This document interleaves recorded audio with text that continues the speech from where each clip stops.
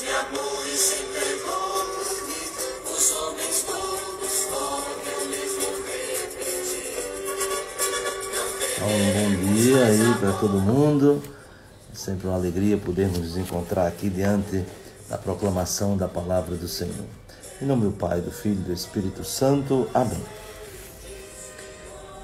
Deus eterno e todo-poderoso, que no sacramento pascal restaurastes vossa aliança, reconciliando convosco a humanidade, concedei-nos realizar em nossa vida o mistério que celebramos na fé, por nosso Senhor Jesus Cristo, vosso Filho, na unidade do Espírito Santo. Amém.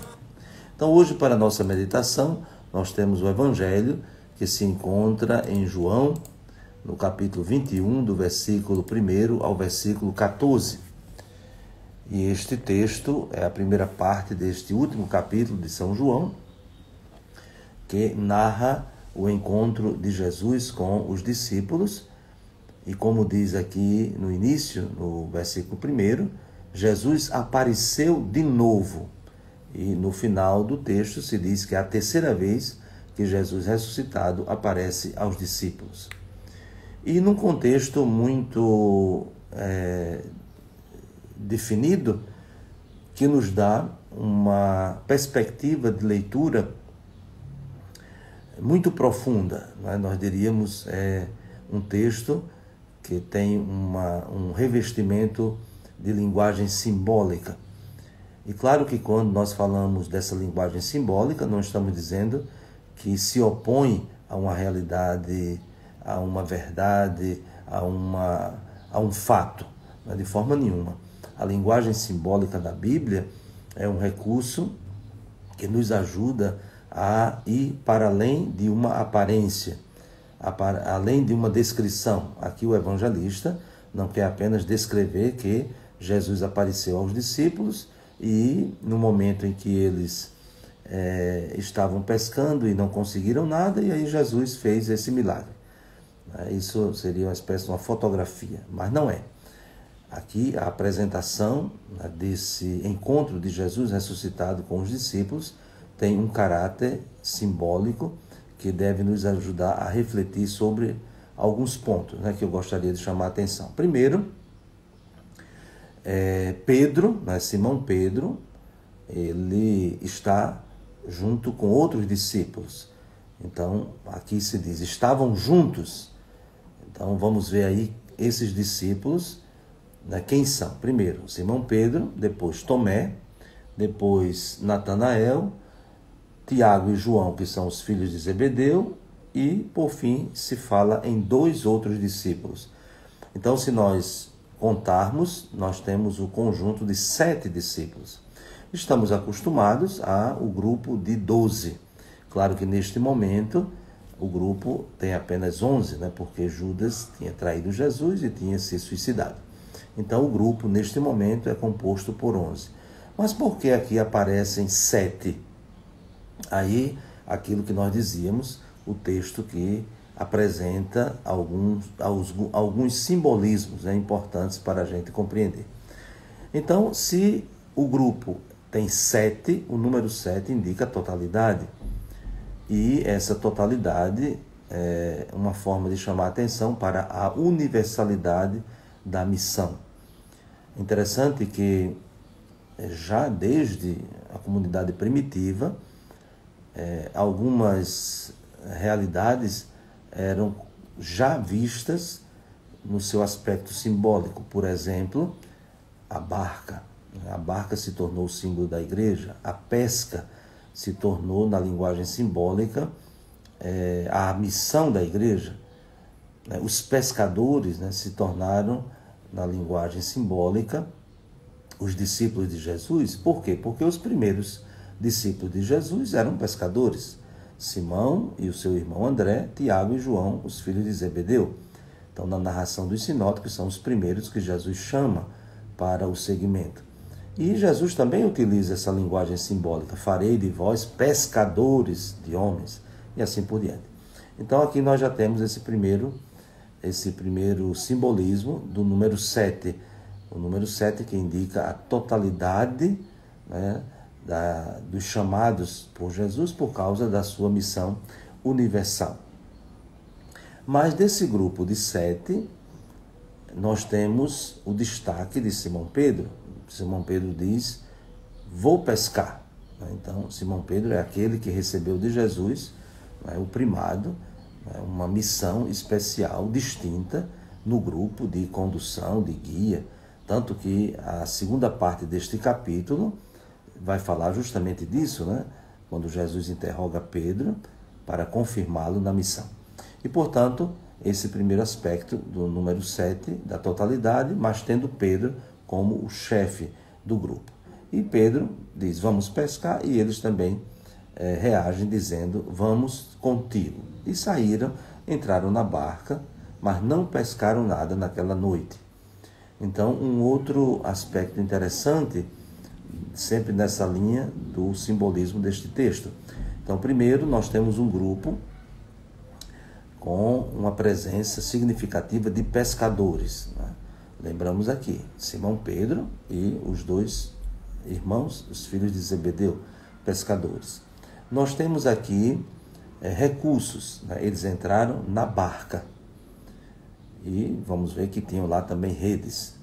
E durante a noite, então vejam aqui, três coisas que favorecem o êxito da pesca.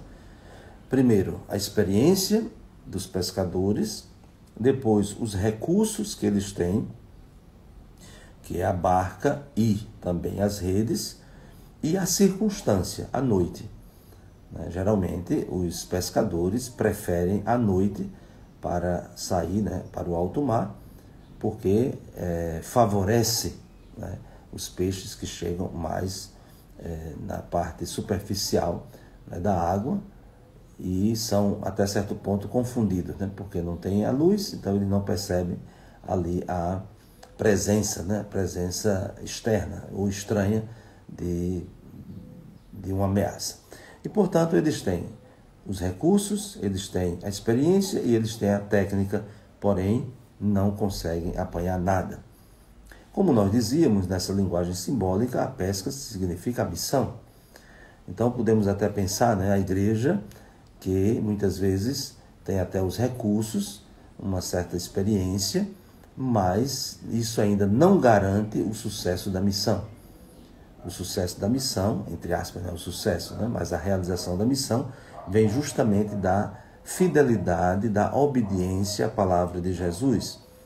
Então diz que eles estavam ali e Jesus estava de pé na margem. Os discípulos ainda não reconheceram, não sabiam que era Jesus. E já tinha amanhecido, também uma linguagem simbólica para dizer já tinha ressuscitado. O sol já tinha saído, isto é, Jesus já estava vivo e ressuscitado.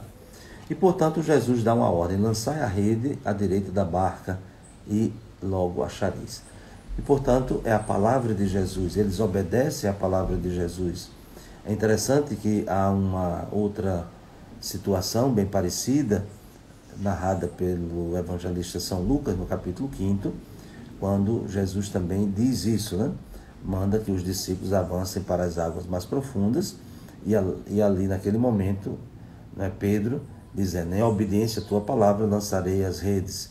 E quando lança as redes, tem a grande surpresa de uma pesca milagrosa. E a partir daquele momento, Pedro segue a Jesus. E aí, quando eles apanham uma grande quantidade, então o discípulo, diz o discípulo amado, diz: é o Senhor. E Pedro, ouvindo dizer que era Jesus, vestiu sua roupa que estava nu e atirou-se ao mar. Interessante que também nessa linguagem simbólica, ele vestiu-se e atirou-se ao mar. Nós não podemos pensar que Pedro tenha se jogado no mar para se esconder de Jesus, porque estava nu, porque ele se vestiu. Mas ele atirou-se no mar, e aqui a gente pode ver pelo menos 2 simbolismos. Primeiro, o simbolismo do batismo, do entrar na água, que significa morrer, para sair da água, que significa ressuscitar. Então, aqui Pedro, podemos assim dizer, fez essa experiência diante de Jesus, até mesmo consciente do seu pecado, ele que negou Jesus. Então agora ele faz a experiência de mergulhar para sair. E o outro aspecto é chegar antes, né? Isto é, ele chegou primeiro, né? Ele foi nadando, ele chegou primeiro junto de Jesus, antes dos outros, né? Porque os outros aqui, logo em seguida se diz que eles arrastaram, né, a barca, as redes com os peixes e chegaram lá na margem. Depois, quando eles chegam ali perto de Jesus, então tem um momento de uma refeição, né? Jesus já tinha antes perguntado se eles tinham alguma coisa para comer. A refeição é muito importante porque indica muita intimidade, muita proximidade. Por isso que, seguindo o texto, nós vamos ver o que acontece durante aquela refeição, né? O diálogo de Jesus com Pedro, que é interrogado sobre o seu amor para com Jesus. Pois bem, então, quando eles chegam lá na margem e já oferecem alguma coisa para Jesus, que pergunta se tem algo para comer, eles encontram já algo que Jesus oferece a eles, né? Lá já havia sobre as brasas um peixe e pão, né? Que foi o próprio Jesus que ofereceu, né? Jesus pede, mas na verdade é ele que dá.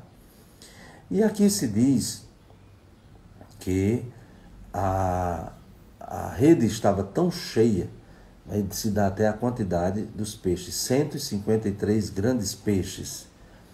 Então, o sucesso, né, como a gente dizia, o resultado da missão, isto é, já o anúncio, né, dessa universalidade da missão, e esses 153 grandes peixes, né, muitos estudiosos, né, afirmam, de novo, é um número simbólico, porque no tempo, na classificação das espécies de peixe, se chegou a 153. Então, é um outro modo de falar de totalidade, né?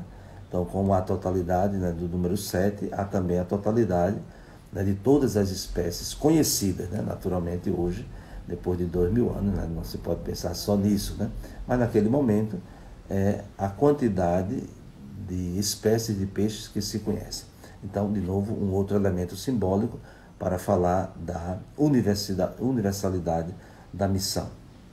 E aí Jesus, né, é aquele que preside a refeição, né? Aproximou-se, tomou o pão, distribuiu por eles e fez a mesma coisa com o peixe. Então, Jesus, de fato, é aquele que preside a missão, que vai à frente e, portanto, precisamos obedecê-lo, mesmo tendo as nossas técnicas, tendo os recursos, né, disponíveis, até do ponto de vista material, mas nós não podemos jamais pensar que a missão ela é fruto, né, de nossas capacidades. Não. A missão é fruto da obediência a Jesus, a obediência à sua palavra. E, portanto, esse tempo da Páscoa ele é muito propício, né, para que nós cresçamos no conhecimento da palavra de Jesus, no conhecimento da sua pessoa, para assim podermos ser verdadeiramente suas testemunhas. Então, que desça sobre vós a bênção de Deus Todo-Poderoso, Pai, Filho e Espírito Santo. Amém. Um bom dia para todos e até amanhã, se Deus quiser.